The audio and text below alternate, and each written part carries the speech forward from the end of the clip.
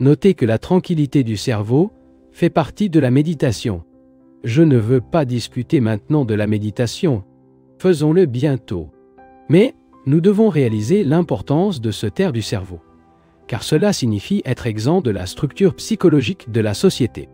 La structure psychologique de la société est encore animale. Cela rend le cerveau ambitieux, passionné, envieux, jaloux, attaché. Dans de telles conditions, le cerveau ne connaît pas l'amour. Il peut renforcer un homme ou une femme dans ses bras, peut se marier. Tenez la main d'un ami, faites quoi que ce soit. Mais il n'y aura pas d'amour alors que le cerveau constitue toujours une partie du passé animal qui constitue la structure psychologique de la société. Comprendre cette structure en nous-mêmes fait également partie de la méditation.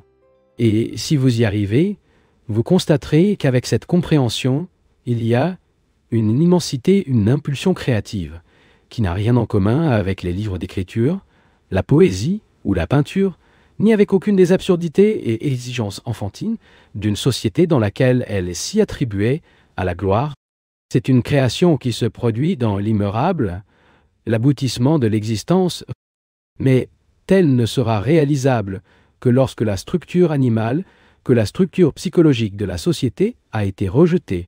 Ce qui signifie que l'esprit, le cerveau, n'est plus ambitieux, attaché, dépendant, ne veut plus remplir, ne veut plus être quelqu'un, ne cherche plus de puissance, de position et de prestige. J'ai répondu à votre question, monsieur. L'auditeur m'a donné quelque chose sur ce qu'il faut penser. Krishnamurti, n'y pense pas, monsieur. Penser à une chose implique du temps. Vous dites, je ne m'en rends pas compte maintenant, mais je vous réfléchirai sur vous et je le saurai plus tard. La pensée ne vous fera rien réaliser. La pensée ne vous donnera pas la compréhension. Au moment où vous dites que vous pensez à quelque chose, vous créez la structure de « pour l'instant, j'essaierai » et il est alors complètement perdu. L'important est d'écouter avec tout votre être. Et ceci, c'est vraiment notre difficulté. Écouter avec tout l'être. Il s'agit non seulement d'écouter les paroles de l'orateur, mais aussi de voir immédiatement la vérité ou le mensonge de ce qu'il dit. Et cette écoute nécessite une énergie extraordinaire. Il ne s'agit pas d'essayer pour l'instant. Soit la personne écoute tout son être, soit écoute. Si vous entendez avec tout votre être, vous verrez qu'une explosion intérieure se produira. Non demain, ou en fin de compte, cependant, instantanément. C'est ce dont j'ai parlé, cette transformation explosive qui doit être vérifiée dans le présent immédiat. Notez que si vous y pensez, toutes vos réactions défensives entrent en jeu. Et donc il continue de s'adapter au modèle de son existence quotidienne pour se soumettre à ce modèle. Chaque fois que cela ne le rejette pas. Et tout cela peut faire. Faites le tour et plus les tours à l'infini. La pensée n'est donc pas l'instrument de la perception. Ce n'est pas la dynamite qui détruira le passé. Tu dois donner votre cœur lorsque vous écoutez. C'est ce que je veux dire? Vous devez donner votre cœur lorsque vous écoutez. Et pas simplement écouter des mots avec l'intellect. Une personne peut être extraordinairement subtile, capable de parler avec l'éloquence, citer de nombreux livres, mais rien de tout cela ne fera le miracle. Le miracle est totalement dans l'écoute. Question. Que signifie le titre de votre livre, La première et la dernière liberté? Réponse. Je vous conseille de demander à l'éditeur de livres, car c'est celui qui a souhaité ce titre. Monsieur, nous traitons du sujet sur lequel nous parlions ce matin, parce que nous avons tous beaucoup d'habitudes. Quand nous disons « je réfléchirai à cela », c'est une réaction habituelle, n'est-ce pas? Question. L'habitude ne correspond-elle à rien? Non. La technique n'implique-t-elle pas l'habitude? Réponse. Oui, monsieur. Mais pourquoi posez-vous cette question? Chaque technique, bien sûr, implique l'habitude. Si je veux apprendre à conduire une voiture, j'ai besoin d'obtenir la technique de début de départ, de faire les modifications, etc. Je dois pratiquer chacune de ces choses jusqu'à ce qu'elles le soient clairement, naturellement. Et cela compte l'habitude. Mais nous ne parlons pas des habitudes mécaniques inhérentes à la pratique d'une technique. Nous nous référons aux habitudes de formation du mécanisme mental. Question. Pouvez-vous dire autre chose sur les habitudes inconscientes? Réponse. En général, nous ne sommes pas enterrés de nos habitudes. Ils sont donc devenus inconscients. Au moment où nous réalisons une habitude, nous le déchirons de l'inconscient, non? Si chaque fois que j'hésite à une chose avec votre tête, ne sachant pas que je le fais, si cet acte est automatique et que je n'en suis pas conscient, alors évidemment, c'est une habitude inconsciente. Mais tant que je deviens pleinement conscient de cette habitude et que je ne lui résiste pas, mais je l'observe, alors il a été déchiré par l'inconscient. C'est maintenant parce que nos habitudes, en règle générale, sont inconscientes que nous ne les détruisons pas. Si nous avons l'habitude de mener une voiture, nous allumons instinctivement le moteur et conduisons le levier du changement sans appliquer de réflexion. L'habitude inhérente à la technique. Mais en général, nous sommes tout aussi inconscients sur la façon dont nous procédons avec nos semblables. Lorsque nous traversons une rue très animée, nous ne remarquons pas lorsque nous poussons quelqu'un, etc. La question, par conséquent, est de savoir comment nous sommes pleinement conscients de toutes les habitudes et cultes animaliers qui, en partie, nous ont été imposés par la société et en partie par nous-mêmes, nous cultivons inconsciemment. Comment allons-nous entreprendre ce travail?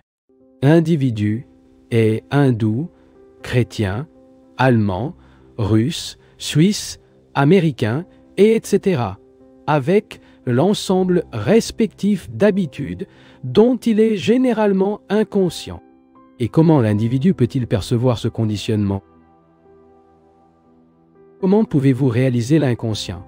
Où est cette énorme série d'habitudes dévoilées? Comment scientifique du modèle inconscient qui en vous est profondément enraciné? Cherchera un psychanalyste, vous payant 50 ou 100 livres, ou quel que soit le prix, afin que cela vous tire le modèle de l'inconscient. Cela progressera-t-il? Ou allez-vous vous analyser? Qu'implique le processus d'auto-analyse? Lorsqu'il est analysé, il y a division entre l'observateur et l'objet observé, n'est-ce pas? Et l'observateur est aussi conditionné que ce qu'il observe après le conflit entre eux, entre l'analyste et la chose analysée. L'analyste est sujet à interpréter à tort ce qu'il imagine et résiste à une habitude donnée ou cherche à la transformer en fonction de ses propres idiosyncrasies et ainsi de suite, ne donne donc plus de force à l'habitude. Par conséquent, l'auto-analyse n'est pas si peu la façon de suivre. Que faire alors? Soyez présents que nous parlons de la façon d'ouvrir le livre de l'inconscient, afin que tout son contenu soit mis en lumière. L'analyse du professionnel n'est pas la bonne façon de l'ouvrir, à moins qu'il n'ait de l'argent et des loisirs, et un si énorme intérêt à s'adapter à la société qui est disposée à recourir à ce type de divertissement. Et comme je l'ai expliqué, l'analyse introspective n'est pas non plus la bonne façon.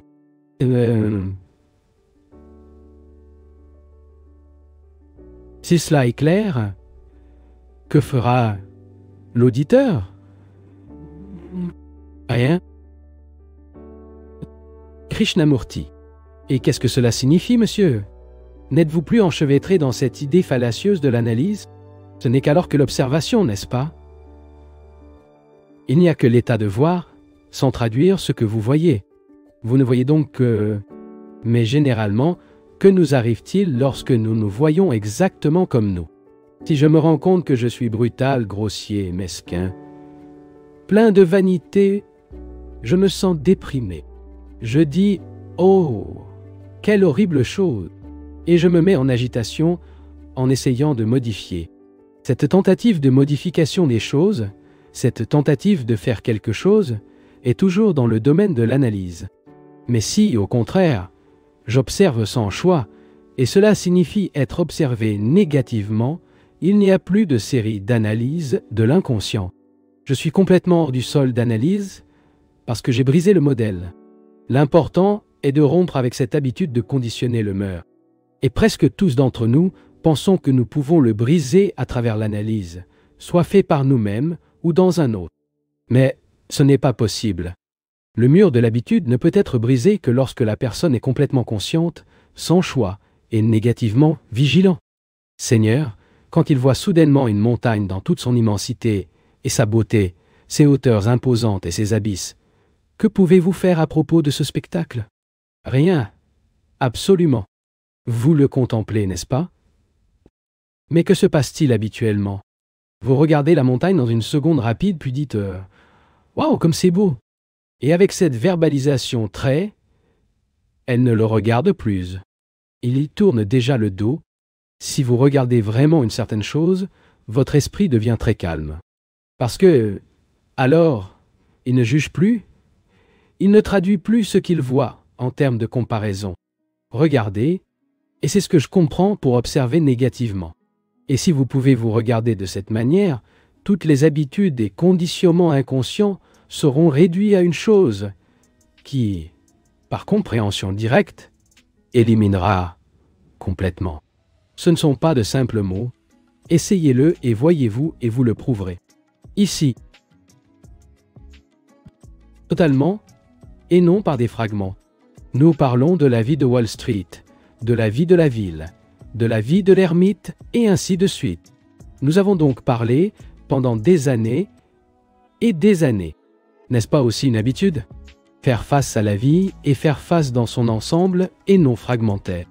Et cela ne peut faire que lorsque vous vous connaissez.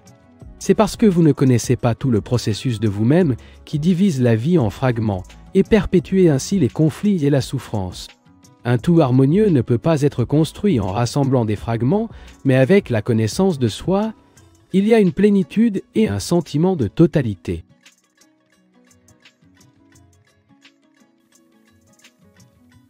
Expressamos nossa gratidão por sua participação nessa palestra esclarecedora com Krishnamurti. Se você está ansioso por mais insights, clique em algum dos vídeos recomendados na sua tela. Compartilhe as suas perspectivas nos comentários abaixo e não se esqueça de se inscrever para receber mais vídeos atualizados. Até logo!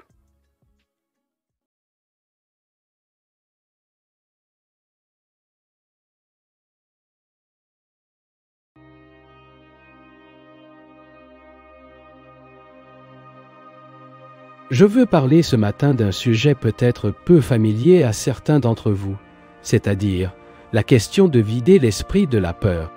Examinons avec une certaine profondeur, mais pas en profondeur, pour chacun peut, en eux-mêmes, prendre soin de ces détails. Mais avant d'entrer dans l'histoire, nous devons savoir ce qui est compris par l'apprentissage, la maturité et la connaissance de soi. Ce ne sont pas de simples mots. Des concepts simples dont la signification peut être facilement apprise. Pénétrer les mots et leur percevoir le vrai sens nécessite beaucoup de compréhension. En comprenant, je comprends cela sans effort, dans lequel l'esprit est conscient, obstacle, sans tendance, sans aucune lutte pour comprendre les paroles de l'orateur. Ce que l'orateur dit a, en soi, peu de signification. La chose vraiment importante est que l'esprit est si perspicace et sans aucun effort qu'il est constamment dans un état de compréhension. Si nous ne comprenons pas et écoutons simplement mots lorsque nous partons ici, nous portons invariablement une série de concepts ou d'idées avec lesquels nous définissons un modèle, que nous essayons d'ajuster, avec lequel nous définissons un modèle, que nous essayons d'ajuster dans notre vie. Ce que je veux faire ce matin est une chose très différente. Je souhaite, depuis le début, dans cet état de perception sans effort, de sorte qu'ensemble nous pouvons pénétrer profondément dans le sentiment, le sens fondamental des mots. Il n'y a pas de mouvement d'apprentissage lorsque les connaissances sont acquises. Les deux choses sont incompatibles et contradictoires. Le mouvement de l'apprentissage implique un état dans lequel l'esprit n'a gardé aucune connaissance de connaissance. Les connaissances sont acquises, tandis que l'apprentissage est un mouvement constant qui n'est pas un processus additif ou d'achat. Par conséquent, le mouvement de l'apprentissage implique un état dans lequel l'esprit ne suit aucune autorité. Toutes les connaissances supposent une certaine autorité. Et l'esprit qui s'est fortifié dans l'autorité de la connaissance ne peut plus apprendre. L'esprit ne peut apprendre que lorsqu'il a cessé de tout le processus additif. En règle générale, il est quelque peu difficile de faire la différence entre l'apprentissage et acquérir des connaissances. En expérimentant, en lisant, en écoutant, l'esprit accumule les connaissances. Il s'agit d'un processus d'achat, d'un processus pour toujours ajouter quelque chose d'autre à ce qui est déjà connu. Et sur la base de ces connaissances, nous agissons. Eh bien, ce que nous appelons généralement l'apprentissage est exactement le même processus d'obtention de nouvelles informations et de l'ajout au stock de connaissances que nous avons déjà. Une personne, par exemple, apprend un peu et peu de langage, formant progressivement sa connaissance de la syntaxe, des idiotismes, etc. Et c'est tout, probablement, ce que la plupart d'entre vous font maintenant. Lorsqu'il écoute un orateur, il apprend le sentiment d'acquérir des connaissances. Mais je parle de quelque chose de totalement différent. En apprenant, je ne comprends pas ajouter ce qui est déjà connu. On ne peut apprendre que lorsqu'il n'y a pas d'attachement au passé comme connaissance. C'est à ce moment que vous voyez une nouvelle chose et ne le traduisez pas en termes de connaissance. Nous traiterons cela plus tard, si vous ne l'avez pas compris, car je considère qu'il est important de faire la différence entre l'apprentissage et l'acquisition de connaissances. L'esprit que vous apprenez est un esprit innocent, tandis que l'esprit qui acquiert des connaissances est vieux, stagnant et corrompu par le passé. L'esprit innocent perçoit instantanément, apprend chaque heure sans s'accumuler, et seulement elle est mature. Mais nous considérons généralement la maturité comme un processus de maturation dans l'expérience, dans les connaissances. C'est ce que nous appelons la maturité. Une personne mature, disons, est celle qui a eu une grande expérience, qui est devenue sage avec les années, qui sait s'adapter aux circonstances imprévues, et ainsi de suite. En se déplaçant dans le temps, cette personne a progressivement atteint un état de maturité complet.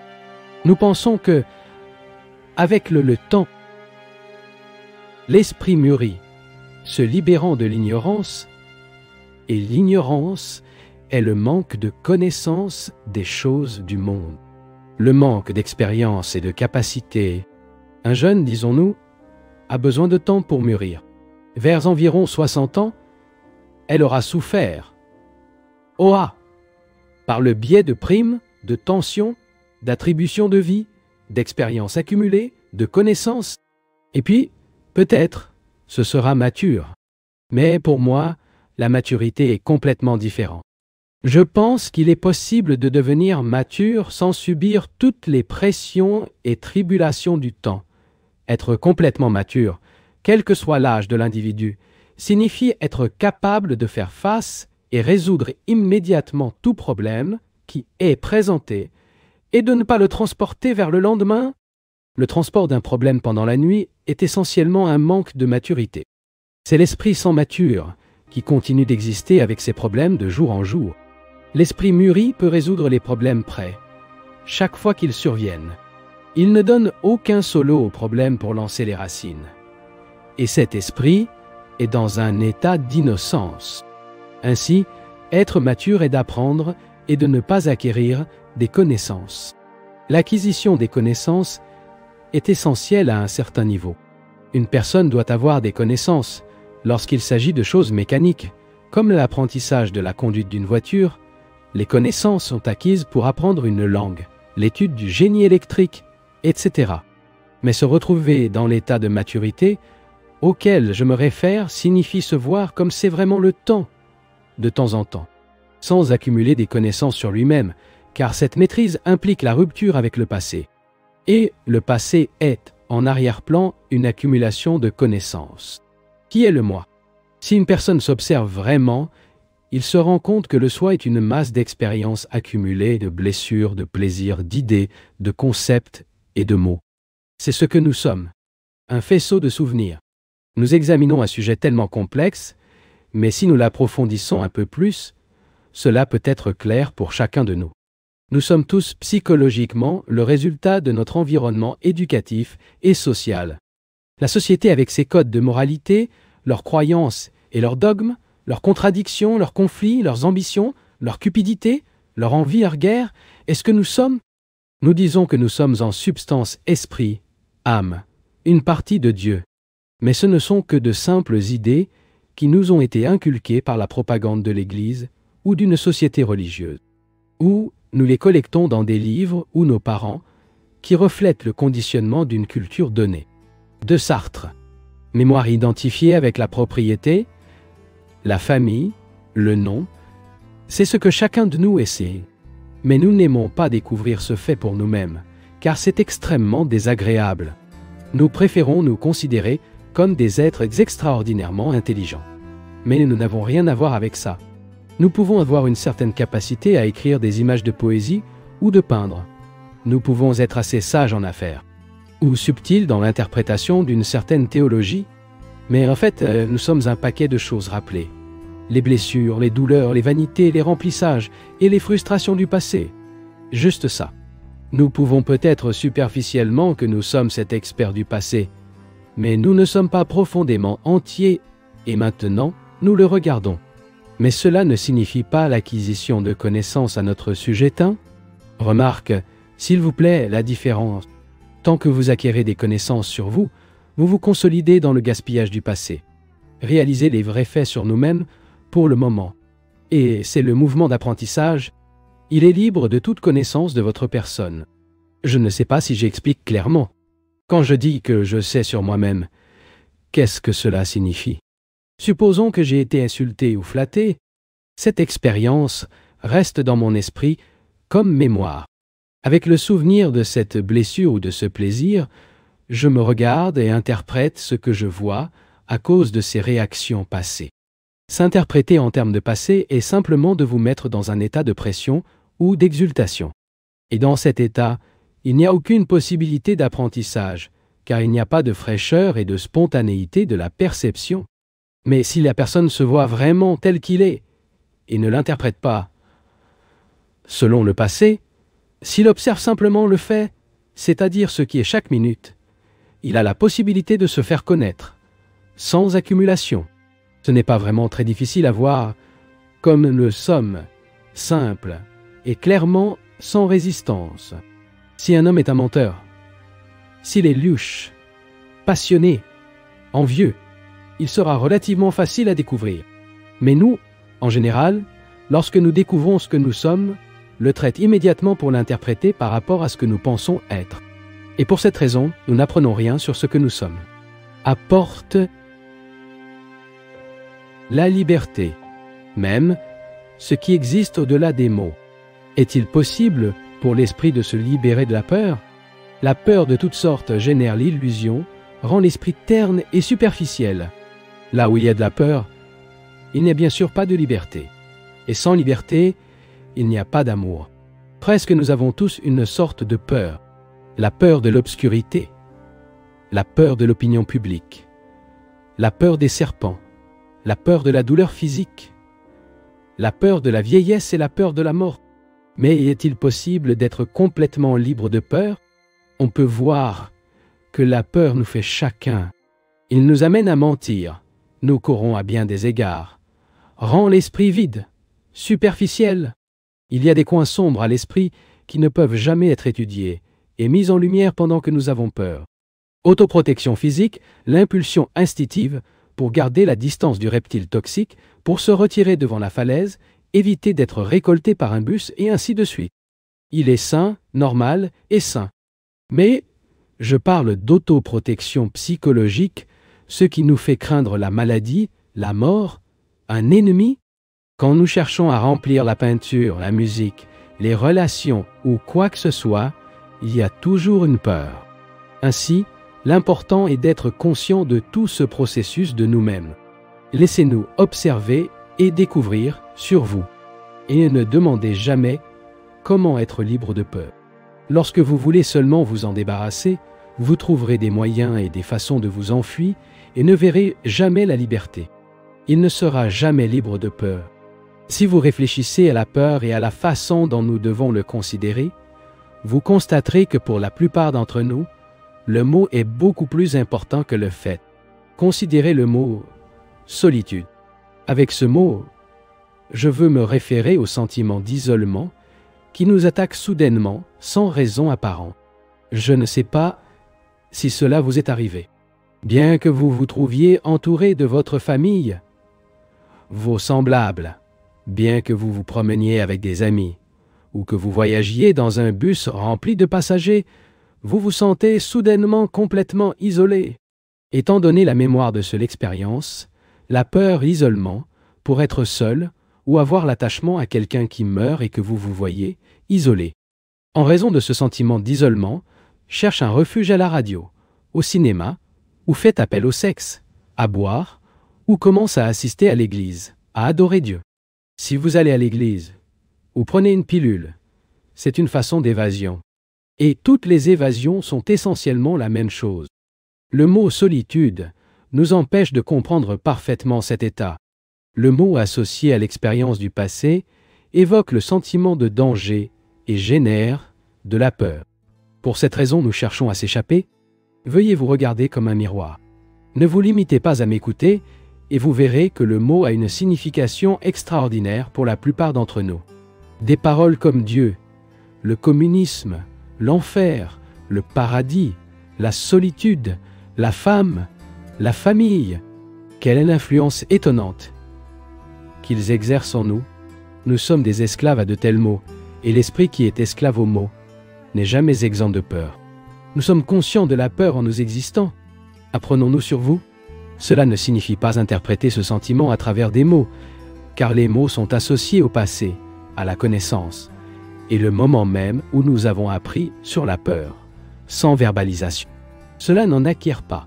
Vous verrez comment l'esprit devient complètement vide de toute peur.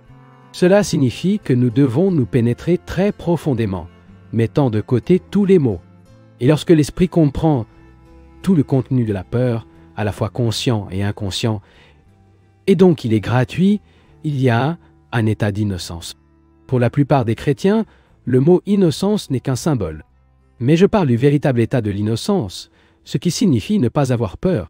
Dans cet état, l'esprit devient, en un instant, mature, sans passer par le processus de temps. Et cela n'est possible que lorsqu'il y a toute une attention, la perception de chaque pensée, chaque mot, chaque geste. L'esprit est attentif, sans la barrière des mots, sans interprétation, justification ni condamnation. Devenir à la lumière de lui-même. Et l'esprit, qui est la lumière de lui-même, ne connaît pas la peur.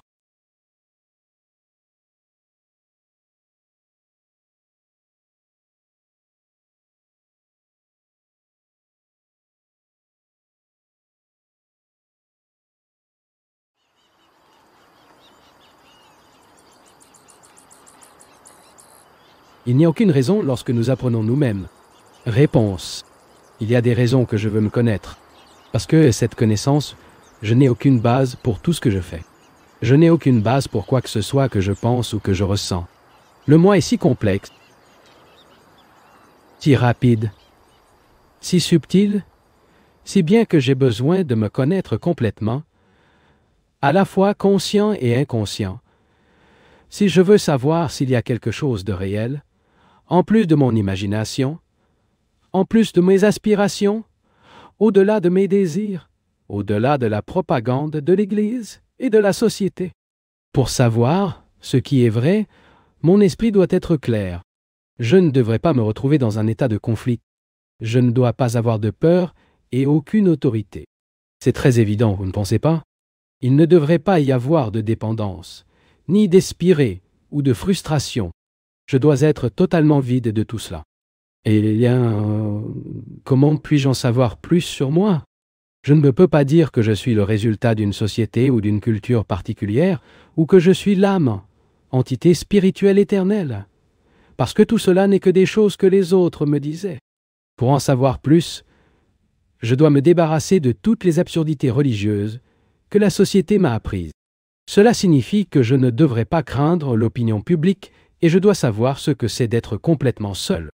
Si je prends simplement soin d'ajouter ou de soustraire de ce que je pense que je sais, en disant qu'il y a Dieu ou qu'il n'y a pas de Dieu, qu'il n'y a pas et qu'il n'y a personne, dans ce cas, je n'apprends pas. Remarquez-vous ce simple fait? Rien ne peut apprendre sur vous-même si vous essayez de vous échapper ou si vous voulez devenir un admirable saint. Parce que c'est absurde et extrême. Vous pouvez devenir qu'ils appellent un saint en s'adaptant à un modèle, à la discipline, le renoncement, la frugalité extrême, etc., etc., etc. Mais cette façon ne découvrira jamais ce qui est vrai. Pour le découvrir, vous devez vous débarrasser du désir de vous sanctifier. Si vous aimez votre enfant, vous vous regardez et cherchez à le comprendre, n'est-ce pas? Rien de l'approvisionnement l'enfant. Cela ne vous dit pas que cela devrait être comme votre frère aîné, qui est si intelligent. Quand il compare un enfant à l'autre, il détruit cet enfant. De même, pour vous comprendre, il ne devrait pas y avoir de comparaison. Vous ne devriez ni vous sentir, ni déprimé, ni exultant à votre sujet. Il ne devrait rien supposer, parce que chaque hypothèse est basée sur l'autorité. Et le rejet de l'autorité est le début de l'apprentissage. L'important est que la personne se sent curieuse de lui-même. Je ne me réfère pas à une simple curiosité intellectuelle, et je ne vous encourage pas verbalement à vous examiner avec la promesse que vous obtiendrez finalement un certain résultat. Être vraiment curieux à propos de vous-même, c'est réaliser toutes les subtilités, toutes les pressions et tensions, tous les mouvements subtils et cachés de votre esprit. Et l'esprit lié à la connaissance ne peut pas accompagner rapidement ces mouvements propres et toujours variés. Apprendre à propos de vous-même n'est pas une raison, et c'est la beauté de la connaissance de soi. Il ne veut pas devenir une personnalité importante ou un saint célèbre. Ce que vous voulez, c'est simplement cet apprentissage. Tout comme ils étudieraient une fleur de beauté singulière à trouver dans le désert, nous sommes dans un désert et nous sommes vraiment de merveilleuses fleurs. Pour regarder la fleur, aspirer au parfum et le comprendre, nous devons l'aimer. Question. Question. L'esprit immature est-il enchevêtré avec des habitudes? Réponse. J'aimerais savoir si vous exercez vraiment votre attention, ou si je m'attends à ce que je suscite l'intelligence, la perception. Travaillez-vous intensément malgré la chaleur, ou vous maintenez dans un état d'inertie relative? Votre question était: l'esprit immature est-il enchevêtré avec des habitudes? Pourquoi? Pourquoi avez-vous posé cette question? Avez-vous réalisé que vous êtes immature? Est-ce que vous êtes impliqué dans les habitudes? Ou mentionnez-vous simplement quelque chose qui a déjà été expliqué? Remarque, s'il vous plaît, que je ne fais pas peu de cas interrogando. Si vous remarquez qu'il est immature, cette habitude vous domine, comme avec la plupart des gens, alors la question suivante est de savoir comment vous devenez mature. Autrement dit, comment vous vous libérez complètement de l'habitude. Pas à une certaine date future, mais maintenant. Est-ce la question? Je vois que je suis emmêlé dans des habitudes, politiquement ou religieusement, en tant qu'écrivain, en tant que peintre, en tant qu'homme ou femme. Je suis attaché à une certaine façon de penser, comme l'anglais a une certaine tradition et une attitude fixe envers la vie. Ou j'ai été éduqué au catholicisme. En cela. Et cela est devenu une habitude. Cette habitude peut être brisée immédiatement ou doit être progressivement éliminée au fil des ans. Si je dis que cela prendra du temps, que l'habitude a tendance à être progressivement éliminée au fil des ans, qu'est-ce que, dans ce cas, l'état de mon esprit?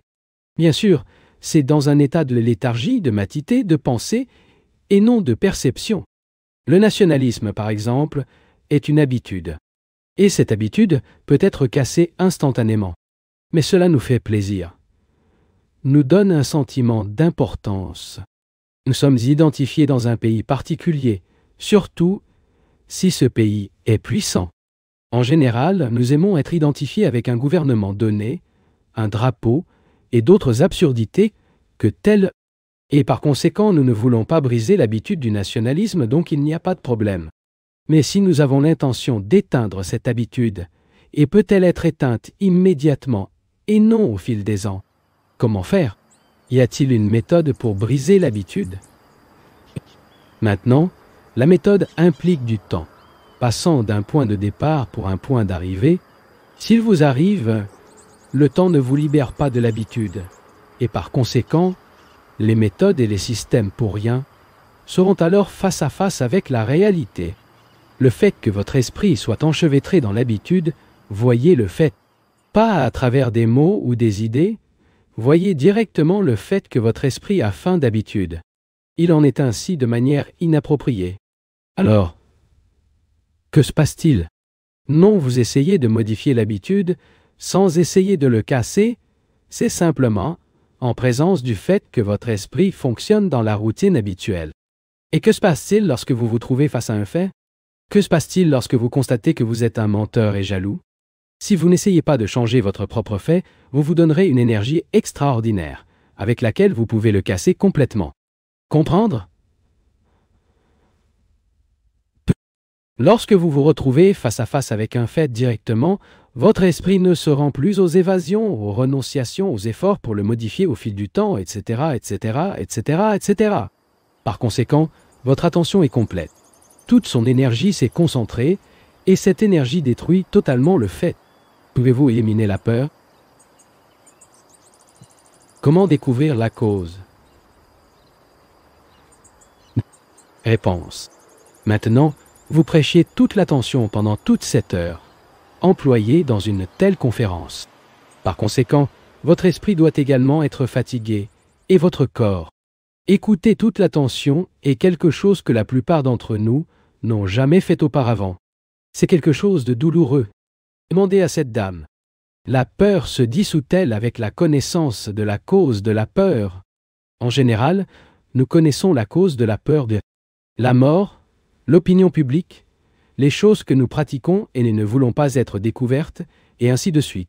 La plupart des gens connaissent la cause de leur peur, mais cette connaissance, bien sûr, ne les éteint pas. Grâce à l'analyse, il est possible de savoir si une certaine cause de peur cachée. Mais cela ne libère pas non plus l'esprit de la peur. Ce qui apporte la libération de la peur, et je les assure que c'est une libération complète, c'est être conscient de la peur sans la parole, sans chercher à nier ou à échapper à la peur, sans souhaiter entrer dans un autre état. Si toute l'attention est pleine du fait, l'existence de la peur, alors vous verrez que l'observateur et la chose observée sont un tout unique, qu'il n'y a pas de séparation entre les deux. Il n'y a pas d'observateur qui dit « j'ai peur ». Il n'y a que de la peur, sans le mot indicatif de cet état. L'esprit ne s'échappe plus, il n'essaie pas de se débarrasser de la peur, il ne cherche pas de cause, et, par conséquent, ce n'est pas asservi en mots. Ce n'est que un mouvement d'apprentissage de la santé mentale et de l'esprit sain, et des blessures ne craignent pas. La dernière fois que nous nous réunissons ici, nous parlons de peur. Et s'il est possible d'être complètement libre de la peur, une réaction qui se produit lorsque nous réalisons un danger. Ce matin, je souhaite parler de souffrance, car la peur, la souffrance et ce que nous appelons l'amour vont toujours ensemble. Si nous ne comprenons pas la peur, nous ne pouvons pas comprendre la souffrance, ni ce qui nous a été exempt de contradiction et de frottement. Extinction de souffrance est difficile, car la souffrance est toujours avec nous sous une forme ou d'autre. Je souhaite donc approfondir ce problème, mais ils signifieront mes paroles. Si chacun de nous n'examine pas le problème en eux-mêmes, sans être d'accord ou en désaccord, mais simplement observer le fait. Si nous pouvons le faire vraiment, pas seulement théoriquement, alors peut-être pouvons-nous comprendre l'immense signification de la souffrance, et ainsi mettre fin. Au cours des siècles, l'amour et la souffrance ont toujours été main dans la main, prédominant parfois l'un, parfois l'autre. Cet état que nous appelons l'amour rapidement. Et encore une fois, nous nous voyons enchevêtrés dans notre jalousie, nos vanités, nos peurs, notre angoisse. Il y a toujours eu cette bataille entre l'amour et la souffrance. Et avant d'examiner la question de la fin de la souffrance, il est impératif de comprendre ce qu'est la passion. Cela me permet de souligner que nous ne sommes pas un groupe de personnes privilégiées, bien situées financièrement, et d'avoir de l'argent pour le voyage à cet endroit. Ici, ils se sont rencontrés uniquement pour se rendre à un certain divertissement intellectuel. Nous parlons de choses très sérieuses, donc chacun doit également être sérieusement intéressé à les examiner. Dire pour être sérieusement intéressé, je veux dire que nous devons ressentir l'intensité, l'impulsion de pénétrer profondément cette chose appelée souffrance. Ici, nous sommes sur le point de découvrir par nous-mêmes s'il est vraiment possible d'arrêter de souffrir, afin que l'esprit soit unanouré, clair, pénétrant, capable de penser sans illusion. Et ce n'est pas possible si nous vivons simplement au niveau des mots, comme probablement, en règle générale, cela se produit concepts, normes, idéaux, mots, symboles. Tout cela a une signification extraordinaire pour la plupart d'entre nous. Et puis nous nous laissons rester. Nous semblons incapables de briser le niveau verbal et de pénétrer au-delà. Mais pour comprendre la souffrance, nous devons surmonter les mots. Ainsi, alors que j'examine ce problème, j'espère qu'il l'examinera également intensément et clairement, sans sentiment, sans sentimentalité ni émotivité. À moins que nous ne comprenions la passion, je pense que nous serons en mesure de comprendre la souffrance. La passion est quelque chose que quelques-uns d'entre nous ont vraiment vécu. Nous aurions pu ressentir de l'enthousiasme, ce qui signifie complètement impliqué dans un état émotionnel sur quelque chose. Notre passion est toujours pour quelque chose. Pour la musique, la peinture, la littérature, pour un pays, par une femme ou un homme, est toujours le effet d'une cause. Lorsque vous tombez amoureux de quelqu'un, il reste toujours dans un état de grande émotion. Quel est l'effet de cette cause? Et la passion que je parle est la passion sans motif. C'est amoureux de tout. Et pas simplement pour une certaine chose. Nous tombons généralement amoureux d'une certaine personne ou chose. Et je trouve nécessaire de comprendre clairement cette distinction. Dans l'état de la passion sans motif, il y a une intensité libre de tout attachement. Mais quand la passion a une cause, il y a l'attachement. Et l'attachement est le début de la souffrance. En général, nous avons l'attachement à une personne, un pays, une croyance, une idée. Et lorsque l'objet de notre attachement nous est supprimé, ou lorsqu'il perd son sens, nous nous voyons vides et incomplets. Ce vide, nous cherchons à le remplir en s'accrochant à nous à quelque chose d'autre, qui, à son tour, devient l'objet de notre passion. Tant que je parle, ayez la gentillesse d'examiner votre propre cœur, votre propre esprit. Je ne suis plus qu'un miroir que vous voyez. Si vous ne voulez pas regarder, c'est parfaitement juste. Mais si vous voulez regarder, regardez clairement, sans pitié, intensément, sans espoir de dissoudre votre angoisse, vos angoisses, votre sentiment de culpabilité, mais dans le but de comprendre cette passion extraordinaire qui mène toujours à la souffrance. Lorsque la passion a une cause, elle devient la luxure. Quand il y a une passion pour quelque chose, pour une personne, pour une idée, pour un certain type de remplissage, cette passion entraîne donc une contradiction, des conflits, des efforts, des luttes pour atteindre ou conserver un certain état, ou pour récupérer un autre état qui existait et parti. Mais la passion à laquelle je me réfère, je ne fais pas naissance à la contradiction. Le conflit, ce n'est pas par rapport à aucune cause, et ce n'est donc pas un effet. Laissez-moi vous suggérer d'écouter simplement. N'essayez pas de réaliser cet état d'intensité, cette passion qui n'a aucune cause. Si nous pouvons écouter attentivement avec ce naturel qui se produit lorsque l'attention n'est pas forcée discipline, mais née de l'impulsion simple à comprendre, je pense alors que nous découvrirons par nous-mêmes ce qu'est la passion. Il y a la plupart des passions dans la plupart d'entre nous. Nous pouvons être obscènes, nous pouvons désirer quelque chose, souhaitant échapper à quelque chose, et tout cela nous donne une certaine intensité.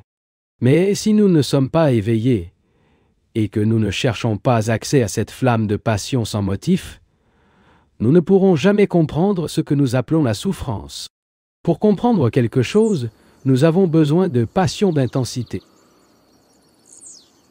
d'une attention totale.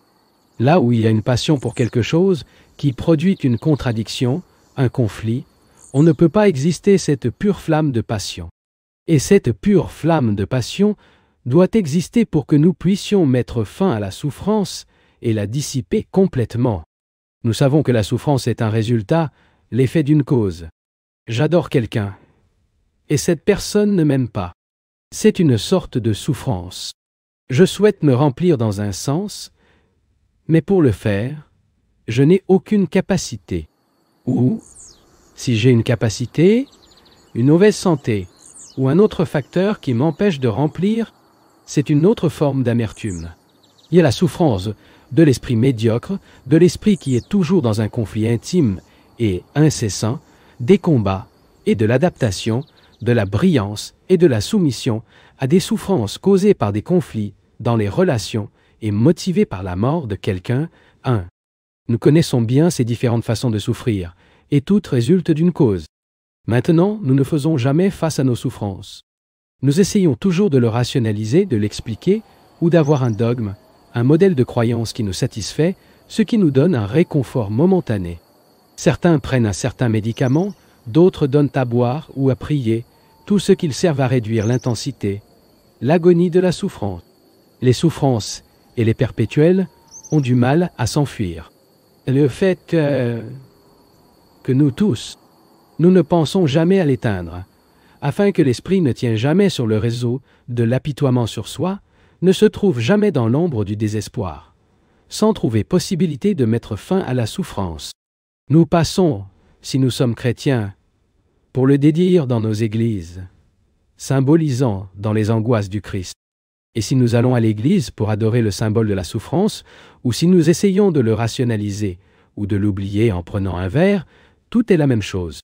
Nous nous éloignons de la réalité que nous souffrons.